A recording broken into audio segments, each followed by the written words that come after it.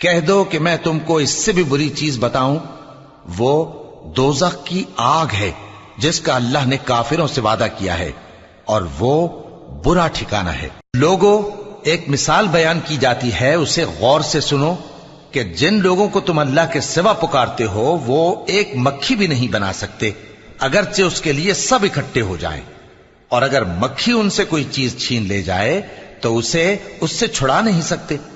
طالب اور مطلوب یعنی عابد اور معبود دونوں گئے گزرے ہیں۔ ان لوگوں نے اللہ کی قدر جیسی کرنی چاہیے تھی نہیں کی۔ کچھ شک نہیں کہ اللہ زبردست ہے، غالب ہے۔ اللہ فرشتوں میں سے پیغام پہنچانے والے منتخب کر لیتا ہے اور انسانوں میں سے بھی۔ بے شک اللہ سننے والا ہے، دیکھنے والا ہے۔ جو ان کے آگے ہے اور جو ان کے پیچھے ہے وہ اس سے واقف ہے، اور سب کاموں کا رجوع اللہ ہی کی طرف ہے۔